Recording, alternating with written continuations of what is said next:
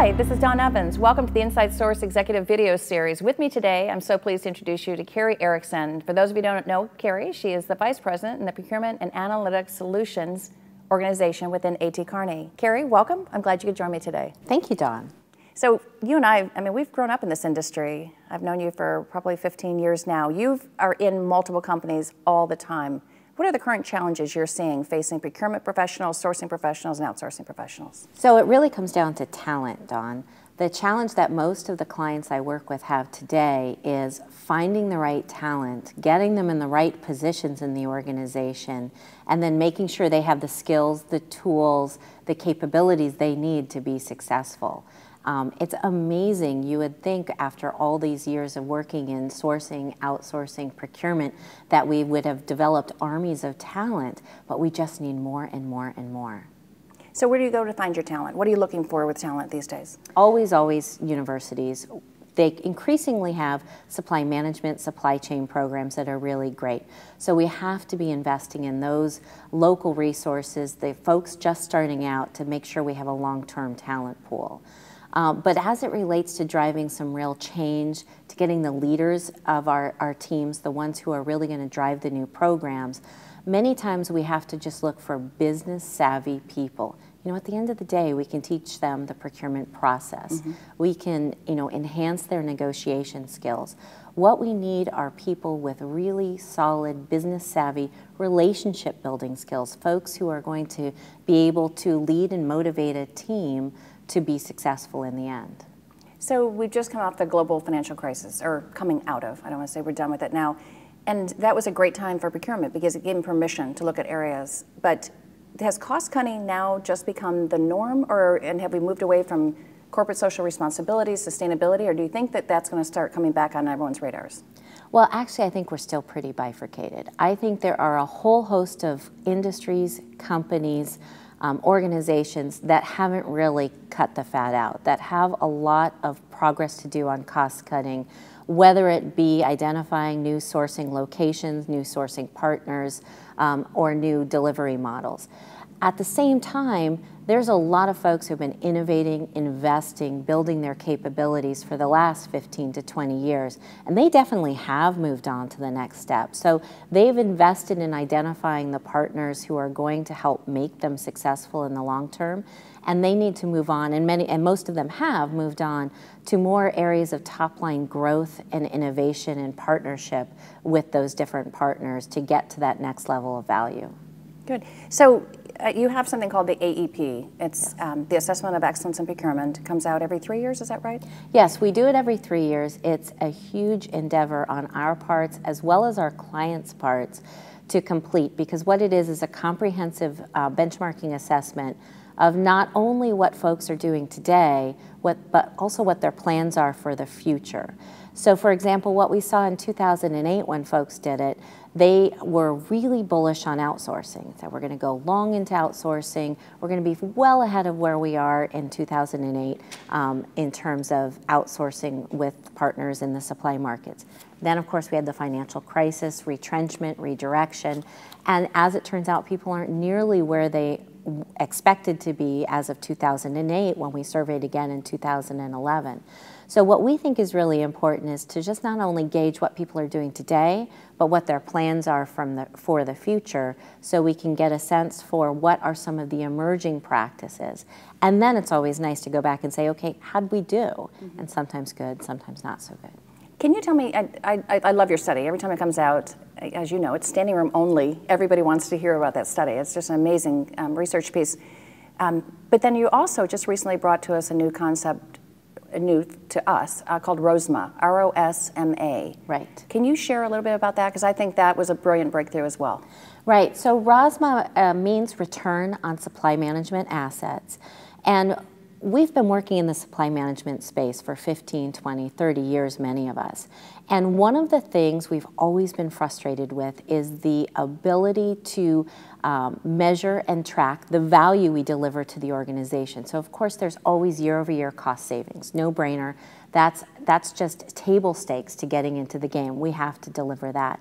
But how else do we measure and track the progress that we're making within our own organizations and the value being delivered. And importantly, because we in the supply management field don't often actually own the spend, rather our stakeholders own the spend, how do we engage them and help them be held accountable in shared ownership for the value delivered via supply management? So we took an earned value analysis, a concept familiar with many financial folks, and said, how do you put that, how do you apply that within the supply management field? And we developed Return on Supply Management Assets, or ROSMA, which effectively says, let's develop a more varied group of metrics to evaluate the value we deliver, and then divide that effectively by what it costs to deliver that value, and measure and track the return we're delivering year over year over year. So do you sell that concept more to the CFO, or do the CPOs get it now as well?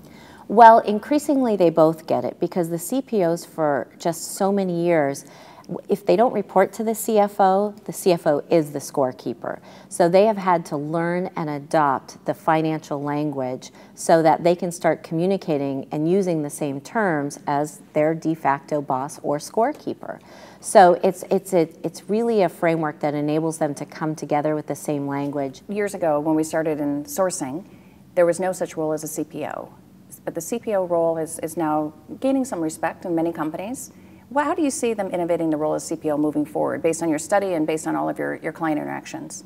Well, I think the CPO role, again, aligned with the value we need to deliver is going to have a more top-line role in the organization in terms of the expectation of helping drive top-line revenue, new product introduction, new business markets. Organizations today are becoming more networked, relying much more on partners to help drive value. And the CPO and the CPO organization is at the hub of attracting and finding those key partners who are going to help take us to the next level. So I see that Chief Procurement Officer, I'm not sure if the name's going to change at all, but the expectation is certainly heightened that they are the entry point or the access to new innovation for the organization. So, speaking of innovation, procurement, originally it was procurement on one side of the house, outsourcing on the other. Never were they to be seen together. And now we're seeing the Office of the CPO running a lot of the major outsourcing agreements. Is that the right place in your mind where it should resonate? Should it be with the Office of the CPO to have the processes applied to large outsourcing agreements, or should it just belong to business units? I'm not sure there's a one-size-fits-all model. I definitely believe that organizations who rely upon significant outsourcing for their business success really need to have somewhere a center of outsourcing excellence. Whether you call it that or not, it doesn't really matter, but a discipline around what do we outsource, when do we outsource, how do we do it effectively to drive mutual benefit and to manage mutual risk. I think the CPO has a great stake in helping develop that. Whether it has to report in there or not really depends upon the different culture of the different organizations. But as a discipline, super critical to have. Good. So some books you've recommended to me over the years actually have led to keynote speakers and everything else. And then you came up with a great idea a couple years ago that we're actually going to implement now. And that is our SIG book group. And so I was wondering, first off, what kind of business books, what are you reading now that I could add to this list for us to review? And can I get you to be one of the book reviewers? Oh, that's mean. Okay. It's your idea. Well, the book I've just bought, I haven't read it yet, but I'm pretty excited about reading it, and I brought it with me because somebody told me you might ask me that question, it's called This Will Make You Smarter, 150 New Scientific Concepts to Improve Your Thinking. And it's by John Brockman. And I've read his other books before, and basically what he does, he's kind of the Jim Collins of innovation, but he goes and talks to all the smart people and says, what do we need to know? And so it's a bit of a Reader's Digest version of what we need to know over the next few years as it relates to scientific innovation. So I'm pretty excited about getting that. It's at the top of my bookshelf right now, or at least the top of my Kindle list. And I would be happy to facilitate a reading discussion around that. Good. So in parting, 3 to 5 years from now, what do you expect to see when you're coming to a SIG event? What will we be talking about? What will the conversation center around, or what should it center around?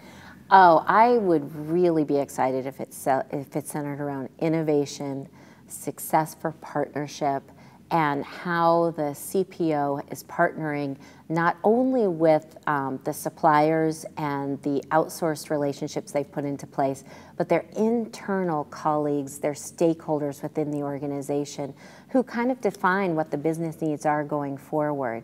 I think it would be really great if 5 years from now we could have a retrospective that talks about how effective and how successful we in this procurement organization are at stakeholder relationship management, and how other people are turning to us for that knowledge and leadership.